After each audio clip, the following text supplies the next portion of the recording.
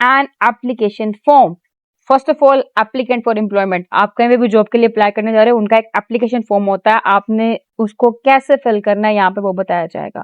ठीक है, क्योंकि एक जॉब एप्लीकेशन फॉर्म को फिल करने के लिए आपको देखना होगा कि उनकी जो रिक्वायरमेंट है वो क्या है, आपने उनको बहुत ही गौर से देखना है। ठीक है, जो जो उनकी रिक्वायरमेंट है, और बहुत ही गौर से, बहुत ही इफेक्टिवली उसको फिल आउट करना है, एक्यूरेसी के साथ आपने अपने आप को वहां पे प्रेजेंट करना है इफेक्टिवली। ठीक है, एंड देन क्या क्या होते हैं पॉइंट्स। नंबर 1, जितनी भी इंस्ट्रक्शन है उनको केयरफुली पढ़ना है आपने।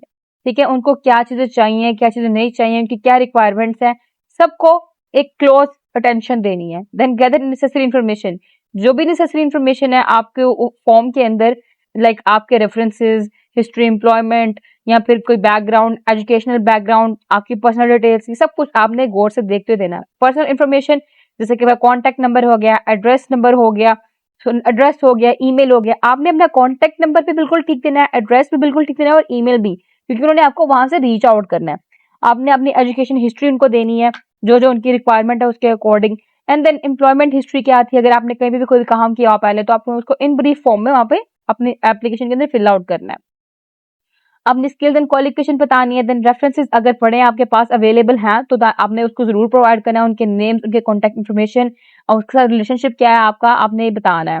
देन एडिशनल इन्फॉर्मेशन कि कुछ एप्लीकेशन फॉर्म में क्या होता है, ऐसा सेक्शन होता है जहाँ पे लिखा होता है एडिशनल इन्फॉर्मेशन आपके अपने बारे में, जैसे कि वॉलंटियर एक्सपीरियंस, ठीक है, एक्स्ट्रा करिकुलर एक्टिविटीज, या रेलिवेंट प्रोफेशनल अफिलिएशन।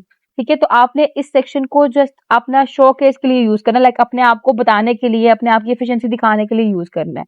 ठीक, तो ये था हमारा कि कैसे फिल करना है। देन रिव्यू एंड एडिट, अगर वहां पे कोई गलतियां हैं तो उसको ठीक कर लो, चेंज कर लो।